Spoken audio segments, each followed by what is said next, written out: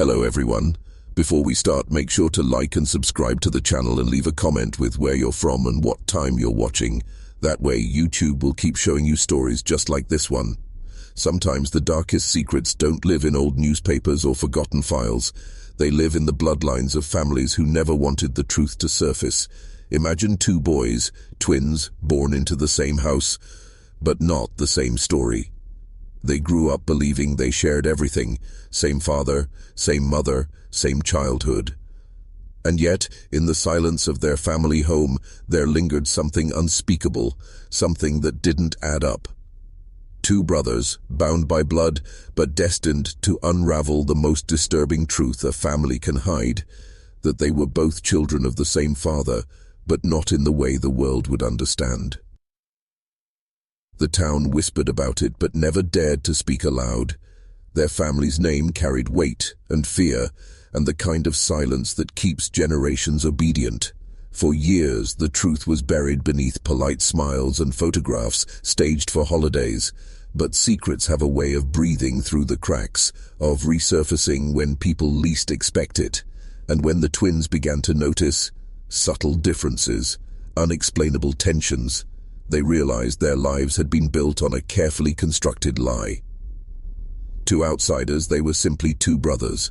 To those who knew better, they were a living reminder of a betrayal so deep it cut through the very idea of family itself. And as the twins aged, the truth refused to stay hidden. The father they both thought they knew was more than a provider. He was the architect of a secret that would dismantle everything they believed about themselves. This story is not just about a family secret. It's about how history repeats in silence, about how a father's decisions can echo into his children's bow. Nez, what you're about to hear isn't folklore, and it isn't a campfire tale. It is the kind of truth that makes small towns shiver, the kind of truth that leaves descendants afraid to ask questions. Tonight we begin peeling back the layers of a secret that should have remained buried forever.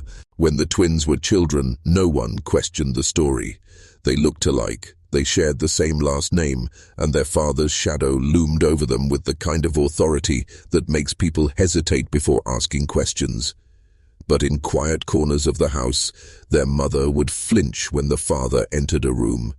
Her silences were louder than words, and the boys grew up sensing that love, in their home, was always tempered by fear. It began with small discoveries. One brother noticed that the family photographs were strangely arranged, his mother always standing closer to him, the father's arms stiffly placed on the other. Relatives whispered in ways children were not meant to understand, and the town's older women, with their sharp eyes, would sometimes stop mid-sentence when the twins walked by, as if seeing a ghost. There was talk, never in public, never in print, about the father's behavior. A man admired for his work ethic, respected in church, and feared behind closed doors. The kind of man whose reputation built walls around his family, keeping everyone inside and everyone else out. The twins would come to realize that admiration and fear often share the same face. By adolescence, cracks in the narrative began to widen. One of the boys discovered medical records tucked away in a drawer. The documents didn't match the story they'd been told about their births. There were two files, stamped with the same date, yet marked differently, as if someone had tried to correct a mistake that couldn't be erased. But the most chilling detail wasn't in the paperwork. It was in the signature. Their father's name appeared on both forms, but in two different places, claiming a role he should never have held twice. That night, as the brothers sat in their room piecing together what the papers suggested, the house seemed to shrink around them. The truth was taking shape. They were not simply brothers. They were a reminder of something darker, an act that had been hidden, disguised, and passed down as normal. The man they both called father had blurred the very boundaries of family. The boys didn't yet know how deep the story went. They didn't know how far back this pattern stretched, or how many others in their bloodline had lived in silence. But in that moment, under the weight of discovery, they understood one thing. The truth was not just about them. It was about everyone who had been forced into silence before them. The deeper the twins dug, the more they realized the truth wasn't only theirs to bear. Their father's shadow stretched backward into the history of the family itself. Old court records, tucked away in dusty county archives, hinted at earlier scandals, inheritance disputes, sudden marriages, rumors of children born out of place. None of it ever reached the newspapers. Every scrap of evidence had been quietly managed, settled, and silenced. This wasn't the story of one man, it was the story of a lineage that thrived in secrecy. Neighbors spoke in fragments. One elderly man who had lived across the street since childhood recalled late-night visits to the house, strange arguments muffled by closed curtains, and the sight of the father with women who weren't his wife. Another remembered how the family name had protected them, how townspeople learned to keep their heads down rather than invite trouble. To question the family was to invite ruin. And so the town chose the easier path: silence. For the twins, silence was no longer an option. Their father was aging, his health declining, and time itself seemed to conspire against them. They began piecing together the timeline, cross-referencing births, examining hospital records, chasing rumors through yellowing scrapbooks and funeral programs. What they found was damning: dates that overlapped, relationships that should never have existed, and a pattern of betrayal that had been disguised as loyalty. One night, the twins confronted their father. They didn't scream. They didn't rage. They simply asked him who they were. His response was chilling. He didn't deny it. He didn't even flinch. He looked at them with a cold detachment, as if they were questions he had long expected to answer. His words were few, but they carried the weight of generations. Blood is blood. It doesn't matter how it came to be. In that moment, the twins understood the full scope of their inheritance. It wasn't just their father's blood that ran through them. It was his darkness, his decisions, his ability to erase morality under the banner of family. They carried the burden of a secret designed not just to protect him, but to preserve an entire legacy of silence. And with that realization came an even darker question, one that would haunt them both. If blood is destiny, then how far does corruption flow? Was it possible to escape the curse of their lineage, or were they doomed to repeat it? As the twins grew older, silence became a language they both understood. Their mother's eyes told stories she could never say aloud, and their father's presence filled every room like a storm cloud no one dared to acknowledge. The boys carried their questions quietly, storing them in their hearts. But silence has a way of growing heavier with time. By the time they reached adulthood, the weight of the secret had carved itself into their very identities. One of the twins, restless and drawn to uncover the truth, began searching through family archives. Old letters, brittle and yellowed, revealed a history their family never intended to share. There were references to another woman, someone close to the family, someone who should never have been entangled with their father. In those letters was the faint outline of betrayal, the kind that eats away at generations without ever being spoken aloud. But what made these letters so disturbing wasn't only the names or the accusations, it was the handwriting. The father's words, written decades earlier, carried the same manipulative charm he wielded in public life. Affectionate phrases laced with control, apologies intertwined with demands. And beneath those carefully chosen words lay something more sinister. A man who saw family not as sacred, but as something to bend, to use, and to claim as his own possession. When the twins confronted their mother, she didn't deny it. She didn't speak, but her silence was an answer more powerful than words. A single tear left unchecked confirmed what the boys had feared. Their lives were built on the consequences of their father's darkest choices. Their mother had been both victim and prisoner, unable to shield her children from the truth of the man who ruled their lives. In the town, whispers began to grow louder. People remembered strange incidents, sudden disappearances, quiet scandal, allows that never made it to the local paper, young women who left town without explanation. The twins realized their father's secret was not an isolated mistake. It was part of a pattern, a legacy of exploitation buried beneath a facade of respectability. The discovery left them haunted. Because once you see the truth, you cannot unsee it. Once you realize the man you called father was the architect of your identity and your torment, you begin to question everything. Who are you? What does it mean to carry his blood? And how do you break free from a history written in silence? The town's history was written in polite language, in yearbooks and church records, in family names that appeared on plaques and gravestones. But between those lines, the twins began to see something different. Their father was not just a man who had crossed forbidden boundaries. He was part of a network of silence, a system of protection that allowed certain families to hide what should have destroyed them. They traced property deeds, business contracts, and even donations made to local institutions. Every trail led back to the same names. Families who had quietly held power for decades, families who had learned to bury scandals by sharing each other's silence. Their father was not an outlier. He was a participant in something larger, a pact among men who believed legacy was worth more than morality. One discovery chilled the brothers to the bone. A set of baptismal records locked in a church basement bore their father's name alongside another woman's. She was younger than their mother, barely out of girlhood at the time.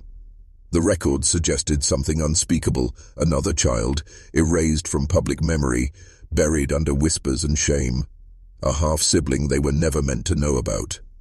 This was not just about two boys born into secrecy. This was about an entire generation shaped by men who refused to answer for their sins. The twins began to understand why people avoided them, why even now, decades later, their last name carried both power and fear. They weren't just the children of one man's choices. They were heirs to a dynasty of silence. One brother grew angrier, convinced they needed to expose everything. The other hesitated, knowing the cost of bringing such truths into daylight. To speak openly was to risk exile, ridicule, or worse. And yet, to remain silent was to carry the poison forward. Their father's words echoed in their minds. Blood is blood. It doesn't matter how it came to be. But what if that wasn't true? What if blood did matter? What if blood was the curse itself? The choice before them was not only personal, it was historical.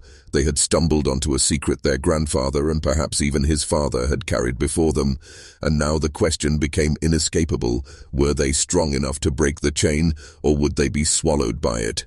The father's words left a scar neither twin could ignore. They had expected denial, excuses, perhaps even rage. What they received instead was worse, a calm acceptance, as if the secret they had uncovered was not shameful at all, but merely inevitable. That was the most chilling realization. He did not see his choices as monstrous. To him, they were simply part of the order of things. The brothers withdrew from the town. People began to notice their absence from church pews, from family gatherings, from the rhythms of a community that once revolved around their father's reputation. But absence only fuels curiosity. Neighbors whispered more openly now.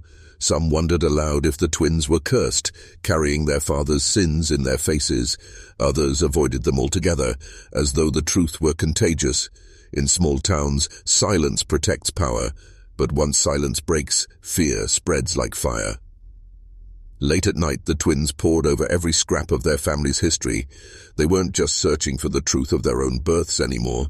They were hunting for a pattern, a reason, some kind of origin point where everything had gone wrong. And the deeper they went, the more they found the same fingerprints. Quiet scandals erased, women erased, children erased. Their family tree wasn't a straight line. It was a maze, full of missing branches and unexplained shadows. It was during one of these nights of research that one brother asked the question neither wanted to answer. What if we're not the first? What if this was always the plan? The silence that followed was unbearable, because deep down they already knew. Their father's cruelty was not a single act. It was an inheritance. If you're still watching, you're already braver than most. Tell us in the comments, what would you have done if this was your bloodline? Would you walk away from the truth, or would you dig deeper, no matter what you found? The twins chose to dig. And what they unearthed next would shatter whatever illusions of family they still clung to. They discovered that the father's legacy stretched farther than they could have imagined, into the very foundations of the town itself, and the closer they came to the full truth, the more dangerous their search became, because the past doesn't like to be disturbed, and some secrets fight to stay buried. The decision to confront the past was not something the twins could escape. Secrets this large do not simply fade. They rot, they infect, they demand resolution. Yet resolution was impossible. Their father died before they could drag every truth from him, leaving behind a silence so complete it felt like a deliberate cruelty. His burial was quiet, but not peaceful. The townspeople who came to the funeral wore expressions that revealed more than they said: relief, suspicion, pity. No one asked the brothers how they felt. No one dared. In the weeks that followed, the twins' bond began to fracture. For one, the past was a wound that needed cleansing no matter how much blood it cost. For the other, it became unbearable, a shadow too heavy to carry, a reminder that family can be both a source of life and of destruction. They spoke less, avoided eye contact, and for the first time in their lives, felt more like strangers than brothers. The truth that had bound them together had also begun to tear them apart. The documents, the letters, the records, they remain tucked away in boxes, proof of a truth the town still refuses to acknowledge. To speak of it aloud would unravel too many legacies, call into question too many respected names, and force the community to look into a mirror it has long avoided. And so the silence continues, passed from one generation to the next, like an heirloom no one wants, but everyone inherits. The haunting reality is this: the twins' story is not unique. Across small towns and quiet suburbs, families guard secrets with the same determination, hiding betrayals under the guise of love, disguising exploitation as tradition. What the twins uncovered was not just a personal tragedy. It was a revelation about how history itself is written, selectively, carefully, with certain truths erased so that reputations can survive. And so, their lives became a living question. Can you ever truly escape a legacy written in secrecy? Or do you carry it in your blood, in your bones, no matter how far you run? The answer remains unresolved, and perhaps that is the most disturbing truth of all. Some stories are not meant to end. They linger, waiting in old records, whispered in kitchens, passed down like a curse. And tonight, you have heard one of them.